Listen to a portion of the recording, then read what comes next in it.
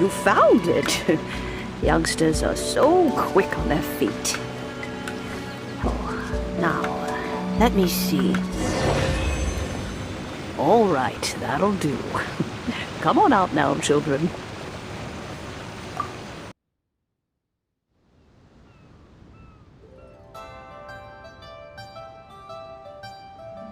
Oh, in and out in no time. You youngsters really are quick. An adeptus. Oh, I haven't heard anyone say those words in earnest for a long time. As to whether I am one or not, child, surely you already understand. Paimon kinda knows what you mean, but is also kinda confused. Are you really giving us the bell just like that, Granny? Don't you think it's weird? Something's just happened to Rex Lapis and then we come running up asking for it? Oh, don't be silly. Liyue Harbor has been through a great deal in its history. In that time, it has seen the departure of countless adepti. But no matter what, we have always performed the rite of parting first before any other matters. To cry, "Catch the murderer," at the top of one's lungs, but ignore the rite of parting. That, to me, is what is wrong-headed. Now that you have come to borrow the bell, I guess that perhaps an old friend of mine has finally decided to take matters into their own hands. So, why would I be unwilling to lend you the bell? Oh? Well, if it came to that, they would find a certain old lady knocking at their door. We haven't met in a while anyway. It would be nice to share a drink and chat. Well, you must have things to do. Since you have the bell, you should return. Oh, and do tell the person who sent you that if they have time, they can come over for tea. I don't have much to offer, but you can always count on an old lady for a pot of tea. We will. Thanks, Granny.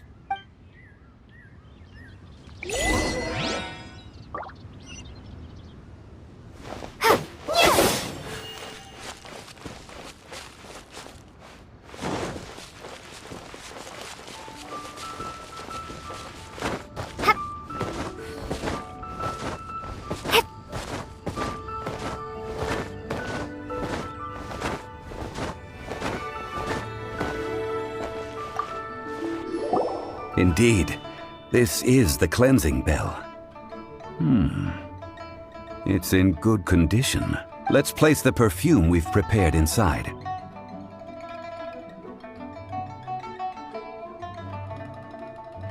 An adeptus. That's suspicious. But if you don't want to talk about it, we won't pry. Oh, yes, that old granny asked us to tell you something. If you have the time, you can come over for tea. I don't have much to offer, but you can always count on an old lady for a pot of tea. That tone does not suit you. Still, her teapot is indeed very good. There are none better for brewing tea. When a suitable time arrives, I'll bring a spot of fine tea and pay her a visit. So what's the next step in our preparations? Next, we need to purchase kites. Ooh, Paimon loves kites! Are you taking us kite flying? Is this our break time? No. Kites are children's toys, yes. But they also play various symbolic roles in Liyue's rituals. I will explain it to you. But our next course of action should probably be to purchase the kites first. Oh, sure. Curiouser and curiouser.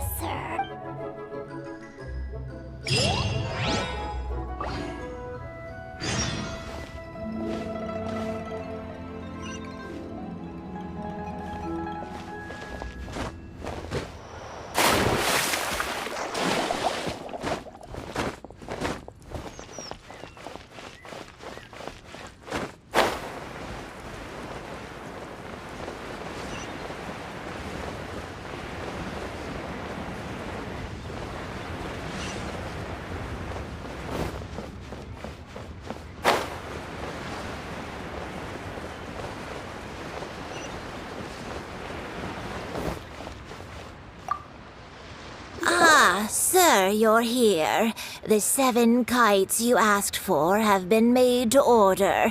Would you like to take them now? Yes, thank you.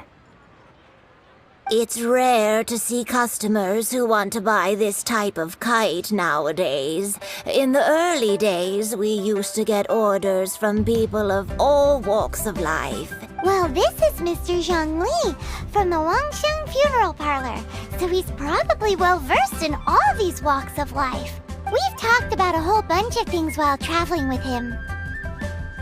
He seems to know Liyue's favorite topics, money and government, really well, but he likes talking about less useful topics instead. Well, that's because I prefer to share fun things with you. Children's toys are very fun things, that's for sure. I enjoy watching the children at play as much as anyone else. But there is more to it than that. Finely crafted toys are well loved by children, but this craft itself has been honed over thousands of years, and there is meaning behind that. I have made kites in Liyue for 40 years, and I am intimately familiar with the forms passed down from my ancestors. The meaning of these 7 kites is far from banal. Indeed. These are decorations used in the rite of parting. The 7 kites represent the 7. I took the liberty of coloring outside the lines when doing the insignia of the Animo Archon. As for the kite that honors the Geo Archon, one must follow the contract given right down to the last letter.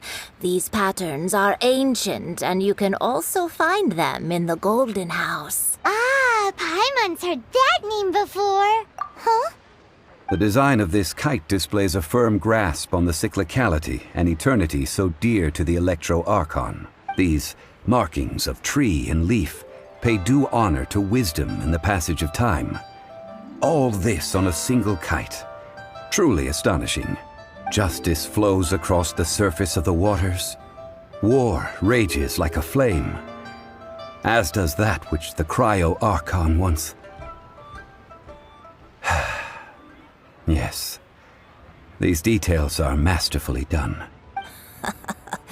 The compliments of a learned man truly are pleasant. Well then, Granny Shan, I shall take these back with me. As for the payment... Well, allow me.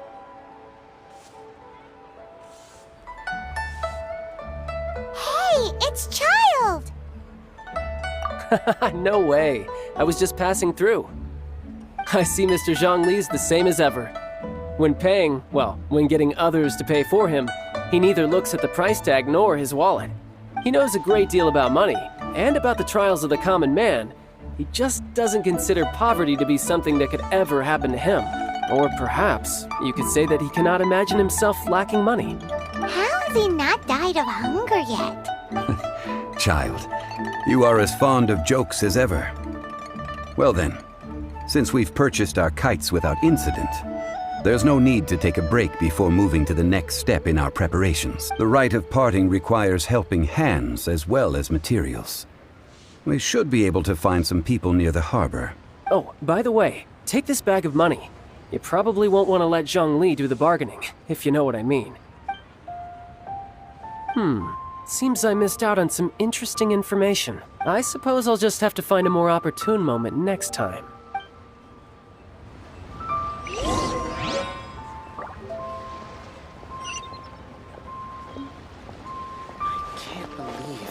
Got polluted. What should I try this time? Listen. Let me tell you how it is. Hiring help? Sure. But let me just say first that I'm a reserve member of the Adventurers Guild. I take adventuring commissions, but I don't do anything clerical. Adventure? Venturing into the mountains to capture a few crystal flies seems adventurous enough. Eh? That's not hard. Almost a bit too easy for a reserve adventurer. Never mind. I'll only charge you 15,000 Mora. What say you? A most fair price.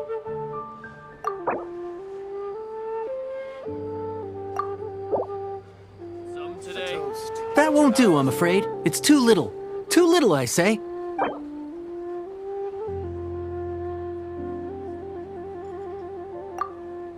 A pleasure doing business with you. I got a lot going for it. Not yet.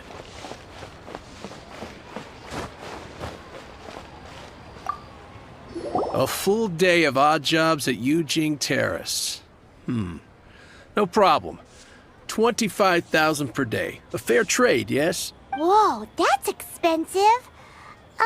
Could you give us a bit of a discount on account of the whole Hero of Mondstadt thing? Hero of Mondstadt? Never heard of them. Well, you may never have heard of this hero, but it seems you've heard of Mora nonetheless.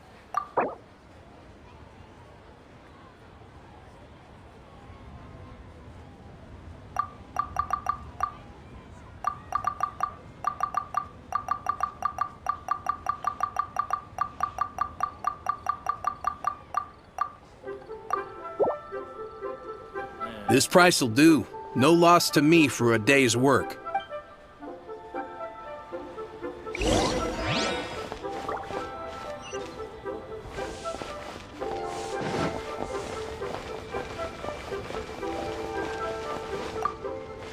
Oh, help?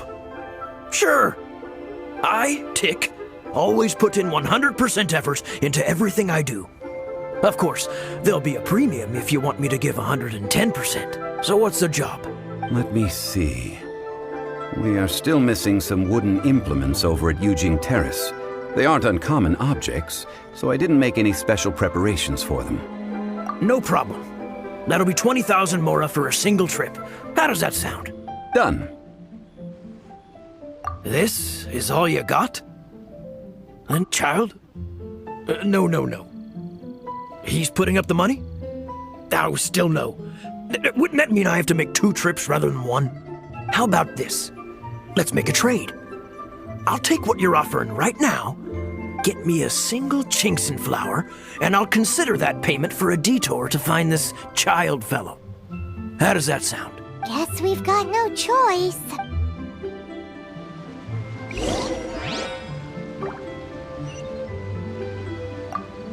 Have you brought the goods? Hey, that's pretty good. These things are pretty rare, and I have no idea where I'd find them. With this Chinxin flower, I should be able to pacify my daughter tonight. I'll make sure the work is done before I return home.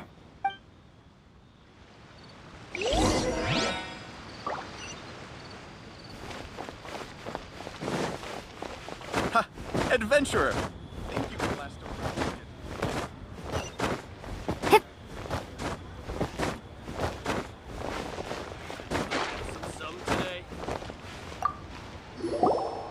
All finished then? Splendid.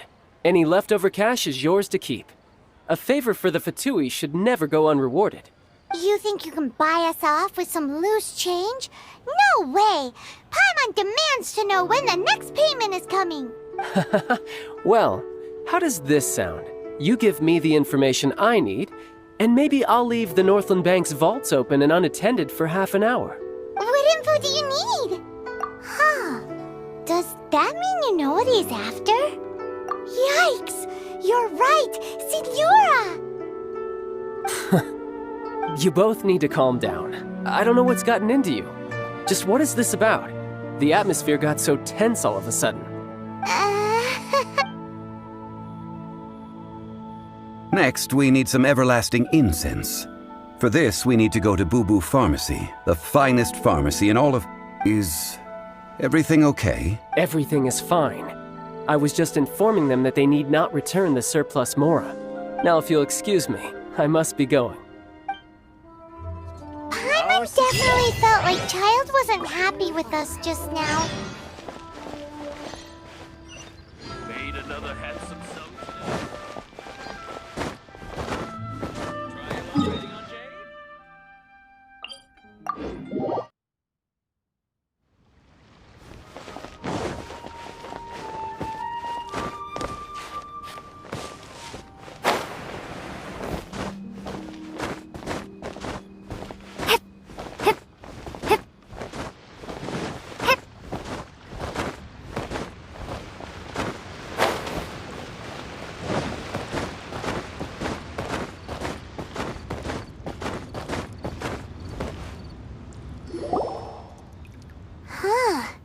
The reception is deserted. And it seems kinda spooky in here. Hello? Is anybody there? Welcome to Boo Boo Pharmacy. Huh? Did you hear that? Where did it come from? The reception, it seems.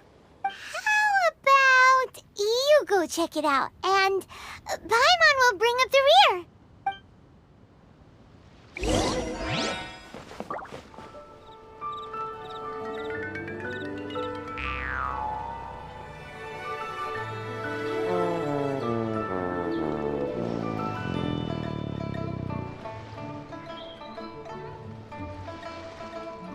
Oh, there you are. But you can't even reach the counter. Joke's on you. Paimon floats, so height is no restriction. Anyway, there's something weird about this one over here. What's the talisman doing on her forehead? It can't be. She's a zombie. Welcome to Boo Boo Pharmacy. I am Chi-Chi. Once upon a time, Chi-Chi died. Then, Chi-Chi was saved by the Adepti. Now, Chi-Chi is a zombie. Something like this would be unimaginable in Mondstadt. Hello, little girl. Do you sell everlasting incense here? Excuse me, sir. Did you bring your prescription? Surely no prescription is needed to purchase everlasting incense. It's not a controlled substance. Chi-Chi can get your medicine, but only if you show Chi-Chi your prescription. These are Chi-Chi's orders from Chi-Chi. I'm afraid that she's probably right. It's to do with her orders. Zombies are limited to acting within the confines of their orders, and somehow in this case, the zombie issues her own orders to herself. My dear Chi-Chi, we didn't bring a prescription, I'm afraid. But we do hope that you can still help us find some everlasting incense. Okay then, How did you manage that? but Chi-Chi helps you. You help Chi-Chi. Only fair. Since when do customers need to do favors for customer service staff? Never mind. Just think of it as a peer-to-peer transaction. That way everybody wins. Sometimes in Liyue, the art of the deal is simply about victory via mental gymnastics. Go to Mount Tianheng, find the Guizhong Ballista, and hunt a cocoa goat. Please and thank you. I don't believe so. The Guizhong Ballista, at least, I have heard of before. It's a kind of crossbow turret, installed on Mount Qinheng by an adeptus in the distant past, an early mechanical device. Located in Qianheng Pass, it was designed to automatically fire at large monsters, protecting Liyue from external threats. Mr. Zhongli really knows Liyue inside out. Apparently not quite. This is the first I have ever heard of the cocoa goat. The cocoa goat is a legendary animal, an adeptabeast. Did you want to add anything else, or...? No, just that the cocoa goat is a legendary animal, an adeptabeast. What it looks like, don't know. Where to find it, don't know either. Where it came from, also don't know. Very well then. Let's start by investigating near the Guizhong Ballista. Perhaps we will find some clues. What the heck is a cocoa goat?